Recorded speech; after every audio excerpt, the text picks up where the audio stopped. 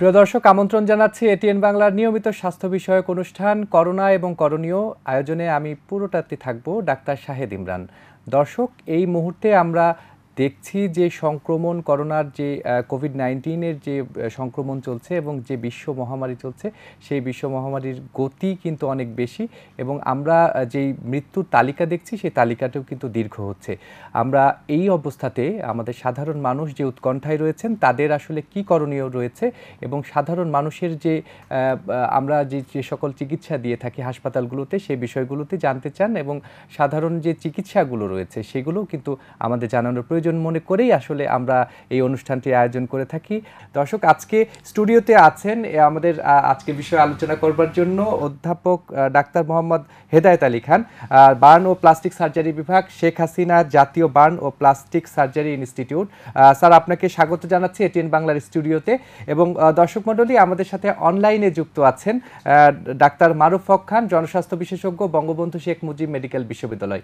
দুজনকে স্বাগত জানিয়ে আমরা আমাদের অনুষ্ঠান শুরু করছি। প্রথমেই আমি ডাক্তার মোহাম্মদ হেদায়েত আলী খান, আপনার কাছে আমরা জানতে চাই যে আমরা সাধারণত যেই পরামর্শটি এই মুহূর্তে আমরা চিকিৎসকরা দিচ্ছি যে আপনারা বাড়িতে থাকুন এবং কিছু পরামর্শ, উপশমের কিছু পরামর্শ আমরা দিয়ে রাখছি। আমরা যেমন বলছি যে আপনারা এই যে গরম পানি খান এবং গরম পানির যে ব্যাপার, যে বাষ্পটি আমরা নিতে বলছি, আমরা প্রায়ই দেখেছি যে এই ধরনের চিকিৎসা নিতে গিয়েও বা এই ধরনের পরামর্শ শুনতে গিয়েও কিন্তু মানুষ সাধারণত অনেক সময় বার্ন হয়ে যাচ্ছে বা অনেক সময় পুড়ে যাচ্ছে তাদের মুখ বা গলা। এরকম একটি বিষয় নিয়ে আমরা আসলে আপনার কাছে প্রথমেই জানতে চাই। করোনার পরিস্থিতিতে সাধারণভাবে আমাদের যা করা উচিত সেটা আমাদের জাতীয় স্বাস্থ্যনীতি এবং গাইডলাইনে আমাদের স্বাস্থ্য অধিদপ্তর মহাপরিচালকের কার্যালয় থেকে বিশদভাবে বলা হয়েছে। তারপরেও সামাজিকভাবে বিভিন্ন কথা, অনেক কিছু আমাদের প্রচলিত হয়েছে। তার ভিতরে একটা আছে যে গরম পানির শ্বাস নেওয়া। গরম পানির ব্যাপার, এটা শ্বাস দিয়ে টানলে করোনা থেকে উপশম হয়, যাদের বিশেষ করে করোনা এফেক্টেড এবং কাশি আছে। এ কথাতে অনেকে ভয়ে, যাদের হয় না তারাও করে, যার ফলে দেখা যাচ্ছে এটা ম্যাসিভ, প্রচুর লোকজন প্রতিনিয়ত এই কাজটা করতেছে। তো এই যে ঘরে গরম পানি করা, ক্যারি করা, টানা, এতে দুর্ঘটনাবশত প্রায় ছোটোখাটো বার্ন হচ্ছে। সেটা শ্বাসনালী না পুড়লেও গরম পানি পুড়ে যে বুক, গলা, হাত, পা বিভিন্নভাবে পুড়ছে। এখন সমস্যাটা হচ্ছে একটা করোনা পজিটিভ রোগী, সে পুড়ে গেছে আবার, তার জন্য চিকিৎসাটা একটু দুষ্কর, তখন সব জায়গায় তো এই ফ্যাসিলিটিস নাই। তো আমরা যেটা আমাদের শেখ হাসিনা জাতীয় বার্ন অ্যান্ড প্লাস্টিক সার্জারি ইনস্টিটিউটে আমাদের সব রকম বার্ন রোগীর চিকিৎসার ব্যবস্থা আছে। সেখানে যাদের করোনা আছে বা যারা করোনা সাসপেক্টেড, তাদের জন্য আমরা আলাদা একটা কর্নার করেছি। সেখানে আমাদের ডাক্তাররা, নার্সরা, আমাদের সবাই যথাযথ প্রোটেকশন নিয়ে তাদের সব ব্যবস্থা করে থাকে। এর ভিতরে বার্নের মূল চিকিৎসা যে তাদের একটা ভালো ড্রেসিং দরকার হয়, আমরা সেই ড্রেসিংয়ের ব্যবস্থা করি। এবং সবচেয়ে বড় রিস্ক থাকে রোগীর জন্য, রোগীর যদি করোনা এফেক্টেড হয় আবার বার্নটাও বেশি হয়, তাহলে হয় কি, দুটোই হচ্ছে ইমিউনো সাপ্রেশন করে। বার্ন একদিকে ইমিউনো সাপ্রেশন করে আর করোনা এমনিতে ইমিউনো সাপ্রেশন করে। এই জন্য যদি খুব বেশি পুড়ে যায়, এই জন্য এইসব রোগীর ফিট খুব একটু বেশি খারাপ হয়ে যায়। আদারওয়াইজ আমরা এই চিকিৎসা খুব ভালোভাবে দিতে পারি এবং ছোটোখাটো বার্ন হলে কোনো অসুবিধা হয় না, রোগী ভালো হয়ে যায় ওষুধ খাইলে। এবং আমরা যে ড্রেসিং দিই নিয়মিত আসলে, যাদের ভর্তি করা লাগে না তারা ভালো হয়ে যায় খুব সহজেই। জি, আমরা একটু জানতে চাই যে গরম পানি নেওয়ার সময় আসলে কি তাহলে পরামর্শ তাদের রয়েছে সাধারণ মানুষের জন্য, কিভাবে সেইটা নিলে তারা এরকম মানে পোড়ার সমস্যাটা থেকে বিরত থাকতে পারবে? এখন যেটা হয়েছে, গরম পানির ভাপ নিলে আসলে পোড়ার কথা না। জি, যেটা হয়েছে যে অনেক গরম পানি অনেকভাবে নেয় ক্যারি করার সময়। এখন গরম পানির ভাপ আসলে নিলে এটা কতটুকু সায়েন্টিফিক ব্যাকগ্রাউন্ড আছে বা কতটা তথ্য নির্ভর, এটা আসলে আমাদের জানা না। এটা সুদিং ইফেক্ট মতো, এটা সুদিং ইফেক্ট আসে বা একটু ভালো লাগে। এটা আমার সাথে একজন এপিডেমিওলজিস্ট আছে, উনি হয়তো বলবে তথ্যভিত্তিক। তবে যেটা হচ্ছে একটু আরাম হয়তো লাগে বা এটা সোশ্যাল মিডিয়া, সামাজিক একটা। তবে আমি বলবো যে কোনো অবস্থায় গরম পানি হ্যান্ডেল করতে, সিম্পল একটা চা খাইতে গেলেও খুব সাবধানে হ্যান্ডেল করতে হবে, যেন ছোট ছোট বাচ্চারা আশেপাশে না থাকে। এবং বেশি গরম পানি ভেপার নেওয়ার কোনো দরকার নাই। জি, পানিটা যখন একটু ঠান্ডা হয়ে আসবে, একটু আঙ্গুল অনেকক্ষণ রাখা যাবে না, অন্তত আঙ্গুল 30 সেকেন্ড বা 1 মিনিট রাখা যাবে না। এই অবস্থায় গরম থাকবে কিন্তু অনেক ঠান্ডা না, একটু ভেপার উঠতেছে কিন্তু একদম স্টিম পানি একদিকে গরম হচ্ছে আর ভাপ উঠতেছে, ওই ভাপ নেওয়ার কোনোই দরকার নাই। অর্থাৎ চুলা জ্বালিয়ে রেখে সেই ব্যাপারটা আমরা নিতে চাচ্ছি, বাষ্পটা নিতে চাচ্ছি, এরকম না করাই এটা ভালো। না করা উত্তম। জি, ওটা করলে আপনার পোড়ার সম্ভাবনা বেশি যায়, আচ্ছা, বেশি হয়ে যাবে এই আর কি। অর্থাৎ খুব সাবধানতার সাথে এই পরামর্শগুলো আমাদের মেনে চলা উচিত, আপনি যেটি বলছিলেন স্যার।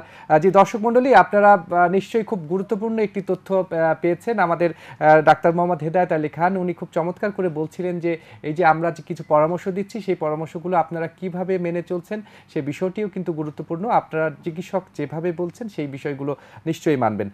আমাদের সাথে অনলাইনে যুক্ত আছেন বাংলাদেশের সবচেয়ে বড় যে প্রতিষ্ঠান বঙ্গবন্ধু শেখ মুজিব মেডিকেল বিশ্ববিদ্যালয়ের জনস্বাস্থ্য বিশেষজ্ঞ ডাক্তার মারুফ হক খান।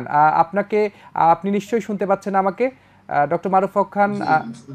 জি, আপনি সম্প্রতি গবেষণা বেশ বড় একটি গবেষণা কার্যক্রম শেষ করে এসেছেন জাপান থেকে এবং বর্তমানে বাংলাদেশে কাজ করছেন। এখন এই করোনাকালীন সময়ে আপনারা দুজনেই ফ্রন্টলাইন ওয়ার্কার হিসেবে কাজ করছেন। আপনাদের প্রতি আমাদের কৃতজ্ঞতা, এটিএন বাংলার এই অনুষ্ঠানের মাধ্যমে আমরা আপনাদের কৃতজ্ঞতা জ্ঞাপন করছি।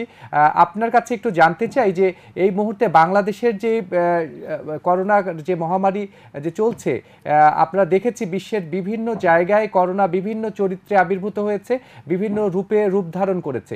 এরকম একটি বাস্তবতায় আসলে বাংলাদেশে করোনার পরিস্থিতিটি, বর্তমান পরিস্থিতি আমরা একটু জানতে চাই।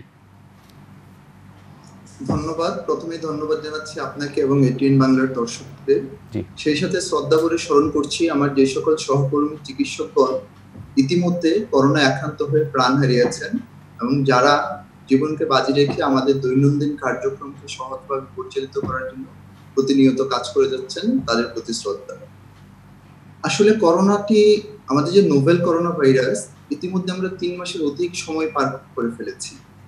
আমি যেটা বলতে চাই যে নোভেল করোনা ভাইরাসটা নোভেল হতে পারে, কিন্তু মহামারীটা কিন্তু এই বিশ্বে প্রথম নয়। এবং আমাদের 100 বছর আগে আমরা আরো আমাদের এই বিশ্বে যারা ছিলেন তারা আরেকটি মহামারী, এরকম আরো অনেকগুলো মহামারী দেখেছেন।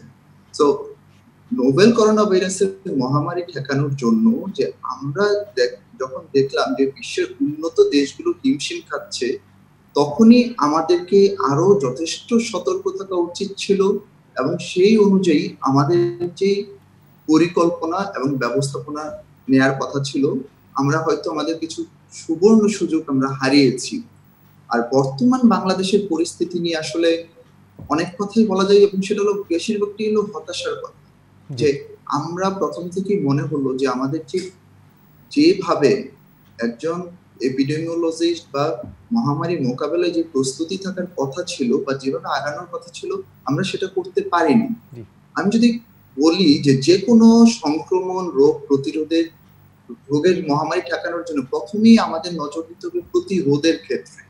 কিন্তু আমার কেন জানি মনে হলো আমরা প্রতিরোধের চেয়ে আসলে আমরা চিকিৎসা ব্যবস্থার উপর একটু মনে হলো বেশি জোর দিয়ে ছিলাম। এটা হয়তো আমাদের অজ্ঞতার জন্য হতে পারে।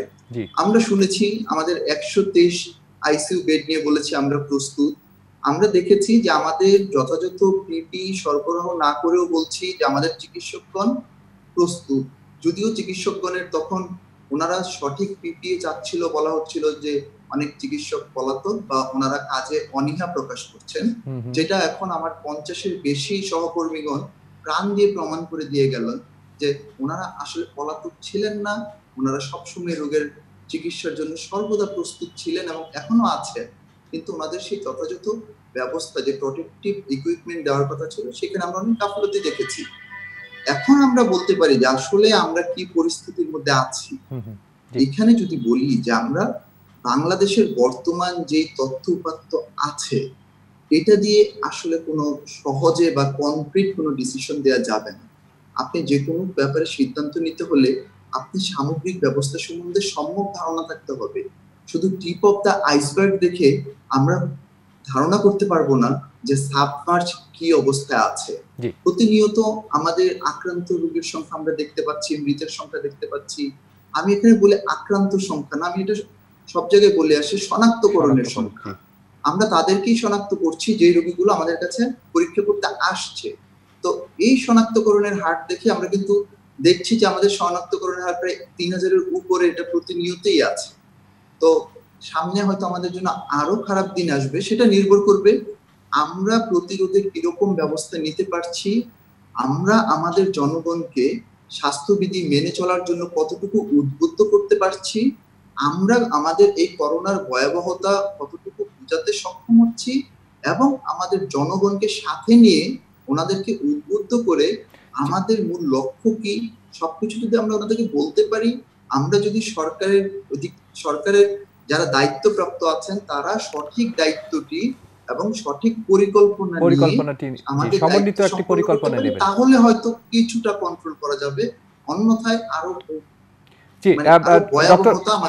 ডক্টর মারুফ হক খান, আপনার কাছে একটি সুনির্দিষ্ট প্রশ্ন, সেটি হচ্ছে যে আমরা এই যে আপনি বলছিলেন যে আমাদের মানুষজনের যে সচেতনতার জায়গাটি আপনি বলছিলেন, সারা বাংলাদেশে আমরা দেখতে পাচ্ছি যে যখন জনস্বাস্থ্য বিশেষজ্ঞরা এবং চিকিৎসকরা বিভিন্ন বিভাগের চিকিৎসকরা বারবার বলছেন যে মাস্ক পরিধান করার বিষয়, এবং আমরা শুরু থেকে যে শব্দগুলো উচ্চারণ করেছি, আমরা ট্রান্সমিশনের কথা বলেছি, আমরা কমিউনিটি ট্রান্সমিশনের কথা বলেছি, আমরা আইসোলেশনের কথা বলছি, বিভিন্ন শব্দ, আমরা হ্যান্ড স্যানিটাইজারের কথা বলছি, আমাদের কি আসলে এই জায়গাটিতে কিছুটা বিশেষ শব্দ চয়নে কিছুটা মানে বিশেষ নির্দিষ্ট হওয়া প্রয়োজন ছিল কিনা, বা আমরা যদি বলি যে মানুষের সাথে যে যোগাযোগটি, এই যোগাযোগটি ঠিক হয়নি বলেই কি এখনো মানুষজন এই মুহূর্তে আমরা ঢাকা সহ সবগুলো অঞ্চলে দেখছি যে মানুষের মধ্যে কিন্তু খুব বেশি সচেতনতা তৈরি হয়নি, আমরা মানুষকে ঠিকমতো মাস্ক পরানোর বিধিটি বা স্বাস্থ্যবিধি যেগুলো রয়েছে সেগুলো কিন্তু তাদেরকে আমরা করতে দেখছি না। আপনার কাছে কি মনে হয় যে এই ক্ষেত্রে আমাদের কি করণীয় রয়েছে? আপনি যথার্থই বলেছেন, আসলে আমাদের জনমানুষের জন্য যেমন আইসোলেশন, কোয়ারেন্টাইন, লকডাউন শব্দগুলো নতুন, কিন্তু যারা জনস্বাস্থ্য নিয়ে কাজ করেন ওনাদের কাছে কিন্তু এই ব্যাপারগুলো নতুন নয়। যেটা আমি আগেই বলেছি যে আগেও আমাদের এই বিশ্ববাসী মহামারী দেখেছে, সেটা তো আমাদের প্রজন্ম আমরা দেখিনি, 100 বছর পরে আরেকটু বড় মহামারী আমরা করেছি। তো আগে হলো যে যারা আমরা দায়িত্বশীল আছি, আমরা কি জানি কিনা সঠিকভাবে যে আমাদের আসলে কি করতে হবে, যেহেতু রোগটি সংক্রমণ রোগ, এটার জন্য কিছু সাধারণ এবং এটা বেসিক, এখন এই মহামারী চলে গিয়ে 10 বছর পরে যদি আবার কোনো মহামারী আসে একই প্রটোকল ফলো হবে। সেটা কি? প্রথমে রোগটা কার হয়েছে তাকে আইডেন্টিফাই করে সেই রোগাক্রান্ত ব্যক্তিকে সবার কাছ থেকে আইসোলেশনে নিয়ে যাওয়া, যেটা বলে একদম আলাদা করে ফেলা। ওই রোগাক্রান্ত ব্যক্তি কাদের সাথে ইতিমধ্যে মিশেছেন ওনাদেরকে খুঁজে বের করা, যেটাকে বলে ট্রেসিং, কন্টাক্ট ট্রেসিং। ওনাদেরকে বের করে ওনাদেরকে কোয়ারেন্টাইনে নিতে হবে, অপেক্ষা করতে হবে যে ওনাদের মধ্যে কোনো উপসর্গ দেখা যায় কি না। তো এই জিনিসটা যদি আগে আমি নিজে বুঝি, যারা দায়িত্বশীল আছে, তারপর আমরা জনগণকে বুঝাবো। যেমন আমি একটু কথা পুরনোর দিকে যেতে চাই, আমাদের দেশে 3 মাস আমরা আমাদের সাধারণ জনগণকে লকডাউন করে ঘরে রেখে দিয়েছি, কিন্তু লকডাউনের উদ্দেশ্যটা কি ছিল সেটা কি আমরা জনগণকে বুঝাতে পেরেছি? বা আমরা নিজেরা জানি যে আমরা কেন লকডাউন দিয়েছি?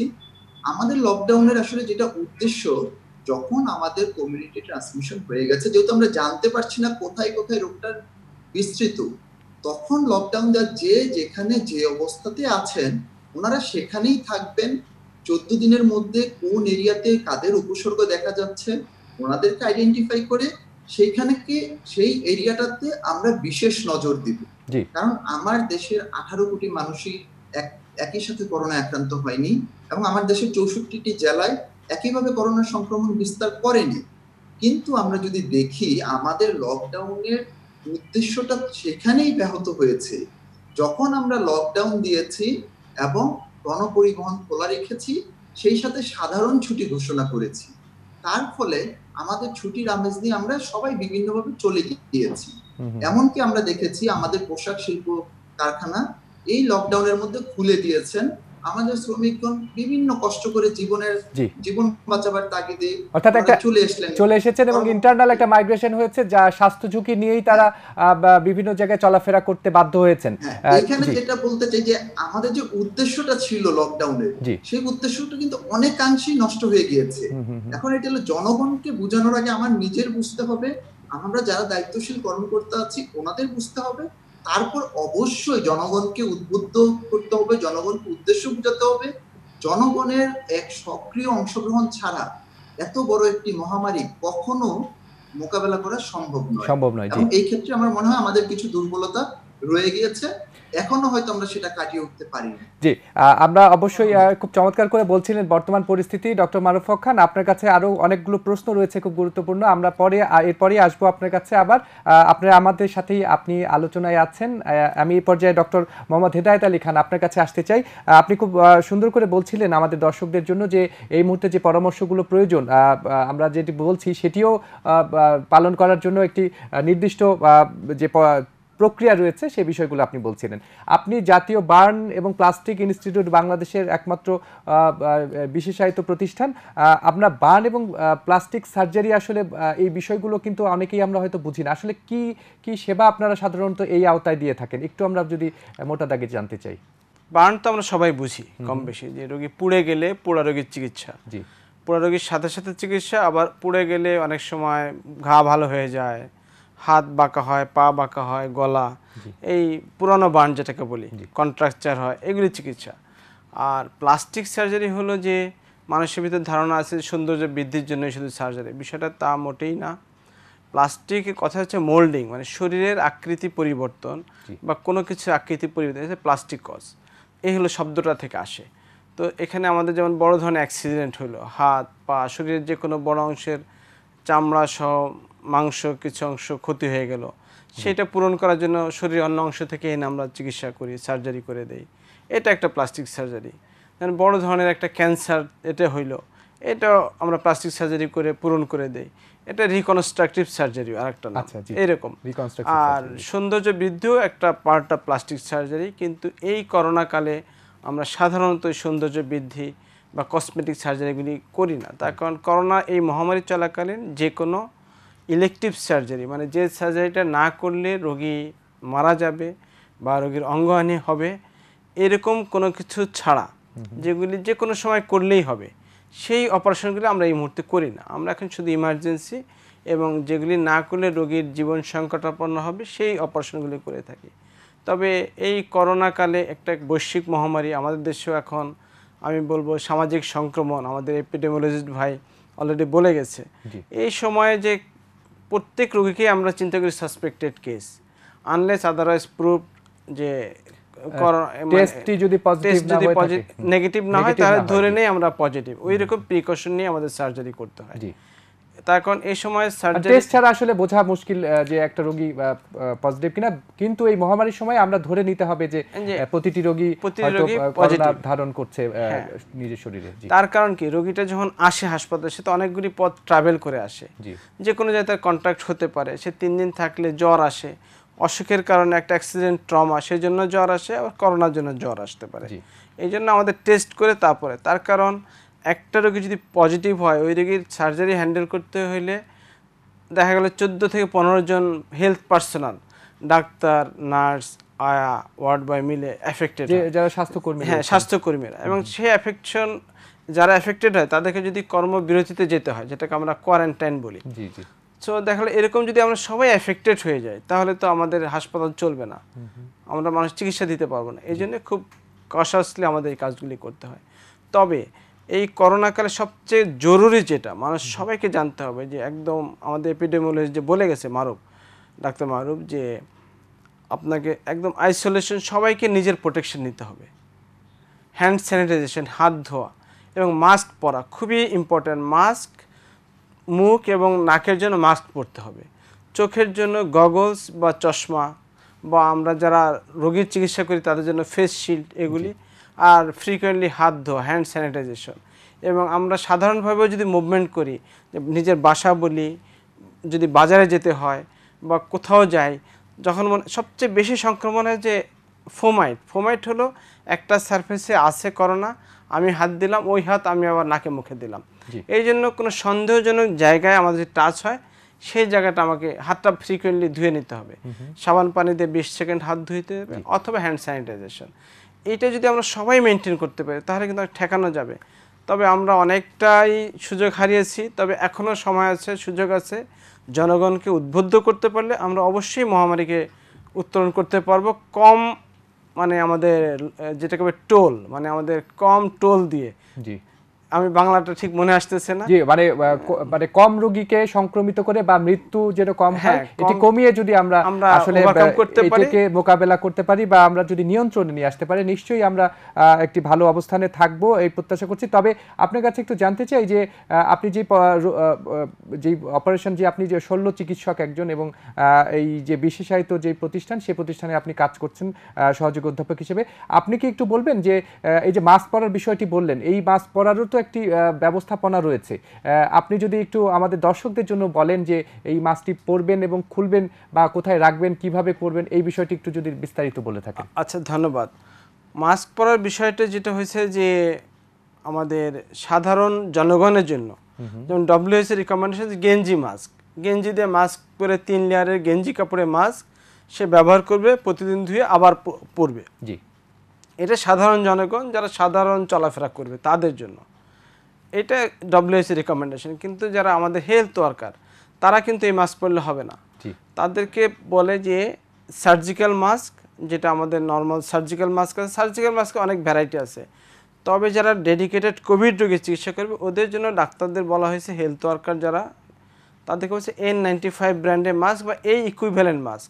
ইকুইভ্যালেন্ট কীভাবে বুঝবো? যে ওয়ার্ল্ডে কিছু অর্গানাইজেশন আছে, NISOS, তারপরে ওই আমেরিকান কিছু অর্গানাইজেশন, এরকম ওরা সার্টিফাইড করছে এই মাস্কগুলি আমাদের health related respiratory particulate prevent করে, সেই মাস্কগুলি আমাদের ব্যবহার করতে হবে। সেই করারও কিছু নিয়ম আছে, যেমন একটা মাস্ক যখন আমরা পরবো, বাইরের সারফেস থাকবে, ওইটা হাত দেওয়ার পরে পরার পরে আমাকে অবশ্যই এই ডানিং এবং ডাফিং, মাস্ক পরা এবং খোলার কিছু নিয়ম নীতি, মাস্কটা একবার পরলে ওইটাকে সহজে আমাকে এয়ার টাইট ভাবে পরতে হবে।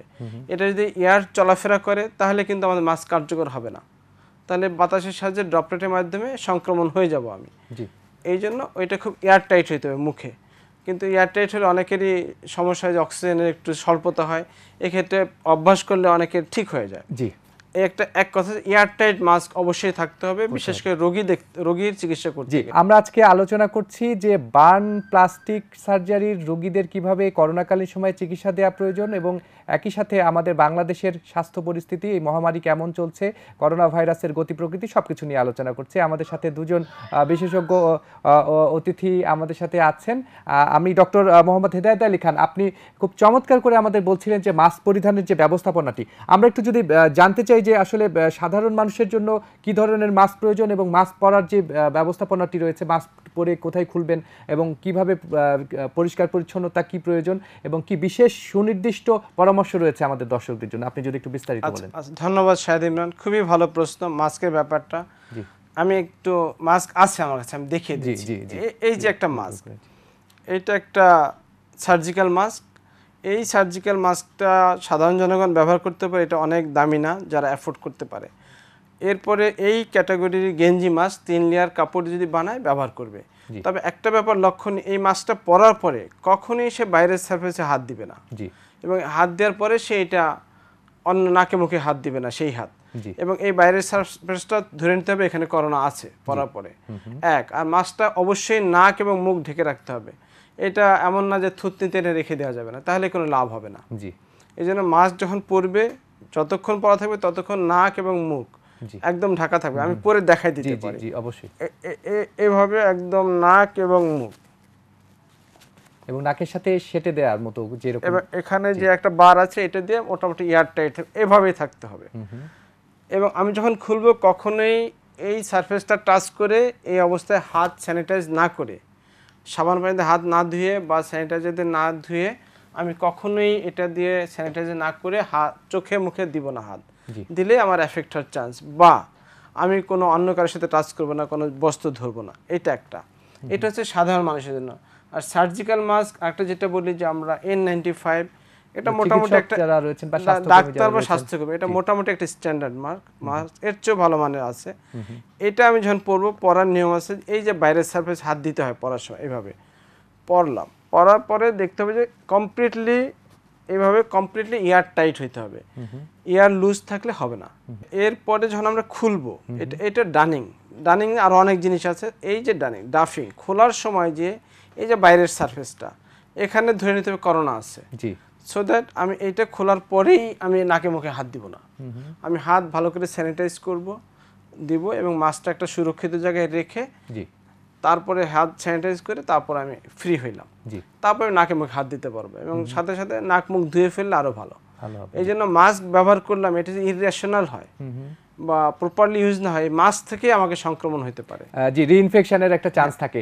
স্যার যেটি বলছিলেন যে এই যে চিকিৎসকদের বা স্বাস্থ্যকর্মীদের জন্য একটি মাস্ক এবং আপনি বলছিলেন যে সাধারণ মানুষের জন্য সাধারণ গেঞ্জি কাপড়ের মাস্ক 3 লেয়ারের যদি হয় সেটি ভালো, এই ধরনের মাস্ক অথবা সার্জিক্যাল যে মাস্কটি আছে সেটিও পরতে পারেন। এই যে মাস্কগুলো পরার পরে যেমন গেঞ্জি কাপড়ের মাস্কটি তো আবার পুনরায় পরা যায়, সার্জিক্যাল মাস্ক কি আর পরা যাবে? আমরা তো জানি যে 5-6 ঘন্টার পরে আর এই মাস্কটি পাওয়া যায়। সেক্ষেত্রে এই মাস্কটির যে আপনি বললেন যে রেখে দিতে হবে বা কিভাবে, এটা নিয়ম হচ্ছে সব ধরনের সার্জিক্যাল মাস্কে সিঙ্গেল টাইম ইউজ। আচ্ছা, যেহেতু এখন বৈশ্বিক মহামারী, শুধু আমাদের দেশেই না সারা ওয়ার্ল্ডেই এটা শর্টেজ আছে, এই জন্য অনেকের অনেক ধরনের ট্রায়াল, অল্প সময়ের ট্রায়ালে আসছে যে বিভিন্নভাবে ব্যবহার করার। যেমন এই মাস্কটা কোনো মতেই একবারে বেশি পরা যাবে না, একবার হায়েস্ট 6 থেকে 8 ঘন্টা পরা যায়। তার কারণে 3টা লেয়ারের মাঝখানে একটা আছে মেল্টিং লেয়ার, এটা 7-8 ঘন্টা পরে অটোমেটিকলি ডিস্ট্রয় হয়ে যায়, এটা আমাকে কোনো প্রোটেকশন দিবে না। আর এই N95 যেটা সবাই রিকমেন্ড করতেছে বা এই ক্যাটাগরির যেটা স্বাস্থ্যকর্মীদের যে সার্টিফাইড মাস্ক, এই মাস্কগুলো সিঙ্গেল টাইম পরার নিয়ম। তারপরে যেহেতু শর্টেজ, আমরা অনেক প্রোটোকল আছে যে আমরা একদিন পরি, এরকম 5টা মাস্ক নেই, সিরিয়ালি 5 দিন পরি, এইভাবে 5 দিন পরার পরে আবার শুরু করে 1 নম্বর থেকে, এইভাবে 5টা মাস্ক আমরা 6টি ব্যবহার করার পরে 7ম দিনে প্রথম মাস্কটি আবার ব্যবহার করব। এইভাবে 6টা মাস্ক খেলে আমাদের 4-6-36 6 সপ্তাহ চলে যায়। 5টা হলে আমাদের 25 দিন চলে যাবে এইভাবে।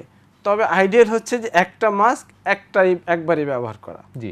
আর ইভেন এমনও ছিল যে করোনা সংক্রমণের আগে পৃথিবীতে যখন ভালো আইসিইউ সেন্টারগুলি, ওরা প্রতিটা রোগীর জন্য আলাদা আলাদা এরকম একটা মাস্ক ব্যবহার করতো, এরকম আছে। জি স্যার, আপনি যেটি বলছিলেন যে সার্জিক্যাল মাস্কটি যে 6-7 ঘন্টা যেটি আপনি বললেন যে এটি পরার এরপরে আর পরা যাবে না, সেক্ষেত্রে এই মাস্কটি কি আবার যেটি গেঞ্জি কাপড়ের মাস্ক বলেন সাধারণ মানুষের জন্য, অনেকেই তো বারবার করে মাস্ক কেনা যায় বা গরিব মানুষ যারা রয়েছেন তারা তো অনেকেই কেনার সামর্থ্য রাখেন না, সেক্ষেত্রে কি আমরা গেঞ্জি কাপড়ের মাস্ক বা এই মাস্কগুলো আসলে কিভাবে পরবেন? তারা কি ধুয়ে পড়তে পারেন বা কিভাবে তারা পড়তে পারেন বলে আপনি পরামর্শ দেবেন? WHO এর রিকমেন্ডেশন এটা যে গেঞ্জি কাপড়ে 3 লেয়ার গেঞ্জি কাপড়ের মাস্ক প্রতিদিন ব্যবহার করার পরে আবার সাবান পানি দিয়ে ধুয়ে শুকায় আবার ব্যবহার করতে পারবে। এটা যতদিন ইচ্ছা সুবিধাজনক সে ব্যবহার করতে পারবে, এটা WHO এর রিকমেন্ডেশন। কিন্তু স্বাস্থ্যকর্মীদের জন্য রিকমেন্ডেশন আলাদা, এটা বিভিন্ন দেশের আলাদা আলাদা রিকমেন্ডেশন, এমনকি প্রতিটি প্রতিষ্ঠানেরও আলাদা আলাদা গাইডলাইন আছে সামর্থ্য অনুযায়ী। তবে N95 যেটা আমাদের এখানে বলা হয়েছে যে এখানে আছে N95+, এটা তো বিভিন্ন যে অর্গানাইজেশন বিভিন্ন এদের যে রিকমেন্ডেশন সার্টিফিকেট অনুসারে সার্টিফাইড মাস্কগুলো ব্যবহার করতে হবে। জি, সেগুলো স্বাস্থ্যকর্মীদের জন্য আপনি যেটি বলছিলেন যে নিশ্চয়ই তারা এটা পড়তে পারে। স্যার আপনার কাছে একটু জানতে চাই যে এই যে মাস্কগুলো আমরা পরে, বিশেষ করে সার্জিক্যাল ওয়ান টাইম যে মাস্কগুলো আমরা ব্যবহার করছি, সেই মাস্কগুলো আসলে আমরা কোথায় রাখবো বা এগুলো ফেলে দেওয়া, যেমন আমাদের শুরুর দিকে মাননীয় প্রধানমন্ত্রীও বলছিলেন যে বর্জ্য ব্যবস্থাপনাও কিন্তু রয়েছে, এই মাস্কগুলো যেখানে সে যত্রতত্র ফেলে দেওয়া যাবে না। এবং একই সাথে আমি যদি একটু জুড়ে দিতে চাই আপনাকে একটি প্রশ্ন, সেটি হচ্ছে যে আমরা অনেকেই গ্লাভস ইউজ করছি, স্বাস্থ্যকর্মীর বাইরেও সাধারণ মানুষ এই গ্লাভস পরার নিয়েও একটি কিন্তু ভ্রান্তি রয়েছে এবং গ্লাভস পরে বাইরে থেকে পরে এসে বাসায় বা যে কোনো জায়গায় আমরা ফেলেও দিচ্ছি যত্রতত্র। এই বিষয়ে আপনি কি বলবেন, কি করা উচিত? গ্লাভস খুব ইম্পর্টেন্ট ব্যাপার, এই পরাটা এখন আমাদের অনেকেই আছে একটা গ্লাভস পরে বের হয় অফিস করে সারাদিন শেষে আবার আসে, এটা আমি মনে করি মোটেই ঠিক না, এতে হাতের স্কিনের অনেক প্রবলেম হয়। এর চেয়ে বরং গ্লাভস না পরে ফ্রিকুয়েন্টলি হ্যান্ড স্যানিটাইজেশন এবং হাত ধোয়া, এটা ব্যবস্থা করলে খুবই ভালো। আর হ্যান্ড গ্লাভস বলি, মাস্ক বলি, পিপি বলি, গাউন বলি, যেটাই, this all are the medical মানে ওয়েস্ট প্রোডাক্ট। এই মেডিকেল ওয়েস্ট প্রোডাক্টের যে আমাদের ম্যানেজমেন্ট, এটা একটা ডিফারেন্ট প্রোটোকল আছে, আমাকে অবশ্যই ওই প্রোটোকলে যেতে হবে। যদিও সাধারণ মানুষ একটা মাস্ক পরে, কিন্তু এটা একটা মেডিকেল প্রোডাক্ট, এটা কিন্তু সাধারণ মানুষের প্রোডাক্ট না। এই জন্য আমাকে এখন কমিউনিটিতে সেরকম একটা আলাদা বিনের ব্যবস্থা করতে হবে যে এই আমরা সাধারণ যেহেতু বাসা বাড়িতে মাস্ক ব্যবহার করতেছে এবং হসপিটাল প্রোডাক্ট যেভাবে ম্যানেজ হয় আমাদেরকে ওই প্রোটোকলে যেতে হবে। এটা সাধারণ সিটি কর্পোরেশনের বর্জ্যের সাথে মিশাইলে এটা আরও কমিউনিটি ট্রান্সমিট করবে, এটা আরও আমাদের ডিজিজ ট্রান্সমিশন করবে। এই জন্য এই সুন্দর প্রশ্ন করার জন্য আপনাকে জি, অর্থাৎ এই যে বর্জ্য ব্যবস্থাপনাও কিন্তু খুব গুরুত্বপূর্ণ আপনি যেটি বলছিলেন। এবং আমরা জেনেছি যে এই ধরনের মাছ যেটা ওয়ান টাইম যেগুলো ফেলে দিতে হয়, সেই মাছটি যেখানে সেখানে না ফেলে এবং গ্লাভস যেখানে সেখানে না ফেলে এটা পুড়িয়ে দেওয়া বা মাটির নিচে যদি পুঁতে ফেলা যায় তাহলে সেটি অবশ্যই ভালো হবে এবং আমাদের স্বাস্থ্য ঝুঁকি কমে যাবে। দর্শক মণ্ডলী, আপনি শুনছিলেন যে মাছ পড়ার যে একটি বিশেষ নিয়ম রয়েছে এবং যে এটি যে একটা ব্যবস্থাপনার মধ্যে আছে, সেই ব্যবস্থাপনাটি কি সেটা নিশ্চয়ই আপনারা জানতে পারলেন। আমাদের ডক্টর মোহাম্মদ হেদায়েত আলী খান, বিশিষ্ট বার্ন প্লাস্টিক সার্জন। আমরা এখন যাচ্ছি অনলাইনে, আমাদের সাথে রয়েছেন ডক্টর মারুফ হক খান। জি, ডক্টর মারুফ হক খান, আপনি কি শুনতে পাচ্ছেন? জি, শুনতে পাচ্ছি। আপনি শুনতে পাচ্ছেন আমাকে? জি জি, আপনাকে শুনতে পাচ্ছি। আপনার কাছে একটি প্রশ্ন রয়েছে, সেটি হচ্ছে যে আপনি যেটি আপনার প্রথম আলোচনায় বলছিলেন যে সাধারণ ছুটির নামে আমরা লকডাউন শব্দটি আমরা সরাসরি ব্যবহার করিনি, সরকারিভাবে আমরা বলেছি সাধারণ ছুটি। তো এই যে লকডাউন আপনি বলছিলেন যে বাংলাদেশে এখন এই মুহূর্তে যে পরিস্থিতি বা সংক্রমণ, আমরা শেষ যদি সংখ্যাটিও বলি যে 43 জন রোগী আমরা মৃত্যু দেখছি, আমরা এই মৃত্যুর সংখ্যা দিনে দিনে বাড়ছে, প্রতিদিন পাল্লা দিয়ে একদিনের মৃত্যুর সংখ্যা প্রতিদ্বন্দ্বিতা করে পরবর্তীতে আরও দেখছি যে বেশি মৃত্যু তালিকা বাড়ছে। এরকম একটি সময় আসলে আমাদের কি প্রয়োজন? আগামীতে আমাদের যদি এই মহামারীর সময়কালটা যদি আরও দীর্ঘায়িত হয়, সেক্ষেত্রে আমাদের আসলে জনসাধারণের জন্য আসলে কি করণীয় প্রয়োজন? বা এই যে লকডাউন বা জোনিংয়ের একটা ব্যবস্থা করা হয়েছে সরকারের পক্ষ থেকে, বলা হচ্ছে যে বিভিন্ন এলাকাতে, নির্দিষ্ট এলাকাগুলোতে যেখানে সংক্রমণ বেড়েছে তাদের জায়গায় রেড জোন, ইয়েলো জোন এবং গ্রিন জোন, এই 3টি জোন সিস্টেম করা হয়েছে। আপনি একজন জনস্বাস্থ্য বিশেষজ্ঞ, এপিডেমিওলজিস্ট, আপনার কাছে একটু নির্দিষ্ট করে জানতে চাই এই প্রক্রিয়াগুলো কতটুকু সঠিক বা আমরা আর কি পদ্ধতি ব্যবহার করতে পারি এই চ্যালেঞ্জ মোকাবেলা করবার জন্য। ডক্টর মারুফ হক খান। ধন্যবাদ আরেকটি গুরুত্বপূর্ণ বিষয় তুলে ধরার জন্য। আসলে জোনিং এর যে কথাটা, এটা কিন্তু আমরা প্রথম থেকে যারা জনস্বাস্থ্য নিয়ে কাজ করি আমরা বলে আসছিলাম। সেই লকডাউনের উদ্দেশ্যই ছিল আমাকে জোনগুলোকে আইডেন্টিফাই করা, যে কোন এলাকাতে আমার এই করোনাটা বিস্তৃত বা ওইখানে এফেক্টেড লোক আছে। যেমন আমরা যদি বলি যে শিবচরের কথা আমরা জানি, এবং শিবচরটা তারপর লকডাউন করে দিলাম এবং সবাই জানলাম সেটা হলো সংক্রমণ ছড়িয়ে পড়েছে। তো লকডাউনের সময় যেটা আমাদের মূল উদ্দেশ্য, যে আমাদেরকে জোনটা বের করা, যে কোথাও এরকম অনেক জোন ছিল যেখানে কোনো ইনফেক্টেড নেই, কোথাও আছে কম, কোথাও আছে বেশি। তো এইটা আমাদের প্রথম থেকেই দাবি ছিল যে জোনিং করা। কিন্তু 3 মাস পর যেই জোনিংটা আমরা দেখছি, এটা আসলে কিন্তু জনস্বাস্থ্যের দৃষ্টিকোণ থেকে দেখলে খুবই একটা কার্যকরী বলে আমার মনে হচ্ছে না। কারণ আমরা রাজারবাগ যেই জিনিসটা চলছে, বা রাজাবাজার, সরি, তো এটা হলো পকেট ভিত্তিক। আমার এরকম পকেট ভিত্তিক জোনিং এর আসলে খুব একটা কার্যকরী হবে বলে আমি এখনো বিশ্বাস করি না। আমি যদি বলি যে আমার ঢাকা হলো রেড জোন, গাজীপুর, নারায়ণগঞ্জ এবং চট্টগ্রাম, তো আমাকে প্রথমে যেতে হবে জোনে কোন জায়গায় সংক্রমণ বেশি আছে। এবং আমি 3 মাস আমার দেশের জনসাধারণকে ঘরে বন্দি করে রেখে এখন যদি আমি আবার বলি আপনারা ঘরেই বসে থাকুন, এটা জনগণ কতটুকু মানবে বা এটা কতটুকু সুফল বয়ে আনবে, এটা নিয়ে অনেক সন্দেহ আছে। কারণ এখন আপনার দরকার সঠিক পরিকল্পনা। যে এখন কিন্তু বলা হচ্ছে ডক্টর মারুফ, একটু আপনার সাথে যদি আপনি একটু সাপ্লিমেন্টেশন যদি করি, যে সেটা হলো যে আমরা বলছি যে জীবন এবং জীবিকা পাশাপাশি চলা উচিত এবং একই সাথে এই করোনার সাথেই বসবাস করতে হবে। বিশ্ব স্বাস্থ্য সংস্থা এ ধরনের একটি বার্তাও কিন্তু দিয়েছেন। এই বিষয়গুলো যদি আমরা মাথায় রাখি তাহলে আসলে আপনার আলোচনার দিকটি কোন দিকে যাবে? হ্যাঁ, জীবন এবং জীবিকা দুইটা এখন আমাদের সামনে এসে দাঁড়িয়েছে, যেহেতু আমরা গত 3টি মাস আমাদের সঠিকভাবে পরিকল্পনা নিতে পারিনি, তার জন্য জীবিকার প্রশ্নটা চলে এসেছে। আমরা যে 3 মাস ঘরে বন্দি ছিলাম, সেই 3 মাসকে যদি আমরা সঠিকভাবে কাজ করতে পারতাম, হয়তো আজকে আমাদের জীবিকাটা, এই প্রসঙ্গটা আসতোই না, বা আসলেও অত বড় ইস্যু হয়ে দাঁড়াতো না। এখন আমাদের অবশ্যই জীবিকা এবং জীবন দুটোর দিকে যদি আমরা নজর দিই, তাহলে আমাকে তার জন্য সঠিক পরিকল্পনা দরকার, যে আমি কি পুরো দেশকে আটকে রাখবো, নাকি যেখানে আগে আমাকে জানতে হবে কোন এরিয়াতে আমার রোগীর সংখ্যা বেশি, অথচ আমরা এখনো জানি না এই জোনিং এর জন্য ওনারা বহুত সময় নিয়েছেন, আমাদের এখনো সেই তথ্যপত্র নেই যে কোন এরিয়াতে বেশি আছে। এবং শুধু বেশি থাকাটাই মূল কথা নয়, আমাদের এই জোনিং এ বা রোগ সংক্রমণ কোন এরিয়াতে বেশি সেটার সাথে জনগণকেও আমাদের জানাতে হবে যে আমাদের এই এরিয়াতে সংক্রমণের হার বেশি, আপনারা অতি প্রয়োজন ছাড়া কেউ এলাকায় প্রবেশ করবেন না, এবং ওই এলাকাতে যারা আছে ওনারাও যেন কোনো প্রয়োজন ছাড়া অন্য এলাকাতে না যান। এবং আমাদের আইডেন্টিফাই করতে হবে আমাদের কোন কোন এরিয়াতে এখনো কোনো সংক্রমণ হয়নি, তো সেখানে যাতে বাইরে থেকে কেউ ঢুকে বা কোনো সংক্রমণ সহ কোনো লোক ঢুকে সেই জায়গাটাকে আবার সংক্রমিত না করে। তো এই ব্যাপারে আমাদের সুনির্দিষ্ট পরিকল্পনা এবং আমাদের উদ্দেশ্য লক্ষ্য যখন সঠিক থাকবে এবং জনগণকে বুঝাতে পারবো, তাহলে আমরা সামনের দিনগুলোকে সুন্দর করে ম্যানেজ করতে পারবো। অন্যথায় কোনো পরিকল্পনা ছাড়া শুধু রেড জোন ইয়েলো জোন করে দিলে আর লকডাউনের নামে আবার যদি আমরা বলি যে আপনারা ঘরে বন্দি থাকবেন, এতে দিয়ে খুব ভালোভাবে এই করোনা মোকাবেলা করা যাবে না এবং সেটা দীর্ঘতর হবে। আমাদের এই করোনা নিয়ে অন্যদের যেটা এখন অনেকে স্বাভাবিক জীবনযাপনে ফিরতে পারছে, আমরা হয়তো স্বাভাবিক জীবনযাপনে যেতে পারবো, তবে তার জন্য আমাদের অনেক মৃত্যুর সংখ্যা হয়তো দেখতে হবে।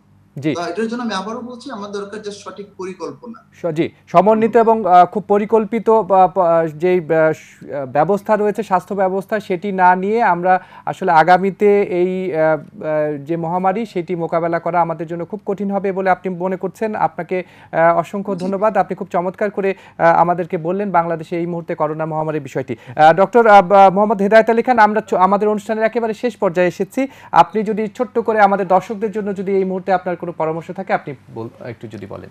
দর্শকদের জন্য পরামর্শ একটাই যে এখন আমরা যে অবস্থায় আছি সবাই কিন্তু করোনা আশঙ্কায় আছি। বাই দিস টাইম আমাদের কেউ আক্রান্ত হয়েছে, আমি নিজেরা হয়েছে, পরিবারে কেউ হয়েছে বা আত্মীয় স্বজন, এবং দেখা যায় যে আতঙ্কিত হওয়ার কিছু নাই, করোনায় আতঙ্কিত হওয়ার কিছু নাই। দেখা যায় যে 100 জনের 80 জনই ভালো হয়ে যায়, খুব কম সংখ্যক লোকেরই মেডিকেল ট্রিটমেন্ট লাগে। তবে এটা এত বেশি ছোঁয়াচে, এত ভিরুলেন্ট যে খুব দ্রুতই সংক্রমণ হয় এবং অনেক মানুষ সহজেই সংক্রমণ হয়। কিন্তু আমাদের জনসংখ্যা অনুপাতে আমাদের হাসপাতালে যে টোটাল স্বাস্থ্য ব্যবস্থার যে চিকিৎসার সুবিধা, আমাদের যে রিসোর্স, এটা খুবই কম। এই জন্য আমরা সকলেই স্বাস্থ্যবিধি মেনে চলব। তার কারণ আমরা যদি নিজেরা স্বাস্থ্যবিধি মেনে না চলি এবং একসাথে অনেক মানুষ আক্রান্ত হয়ে যায় এবং অনেক চিকিৎসা ব্যবস্থার উপর যদি অনেক লোড পড়ে, তাহলে একটা মানবিক বিপর্যয় দেখা যাবে। তবে আমি সরকারের সকল মহলকে বলবো যে জনগণকে সাথে নিয়ে আরও এগিয়ে যেতে হবে এবং জনগণকে বলবো নিজেদেরকে সচেতন হতে হবে। তার কারণ আমরা কিন্তু মহামারী এমন একটা পর্যায়ে গেছি, আমি বাস্তবভাবে যদি বলি যে এখনই আমাদের কেউ আক্রান্ত হলে হাসপাতালে বিছানা পাইতে কষ্ট হয়। এরপরে যদি আক্রান্ত আরও বেশি হয় তাহলে কি হবে? আমরা সেই মানবিক বিপর্যয় যেন আমাদের দেখতে না হয়, এই জন্য আমরা ব্যক্তি পর্যায়ে, পারিবারিক পর্যায়ে এবং সকলের থেকে একদম সব পর্যায় থেকে সুরক্ষা নিতে হবে।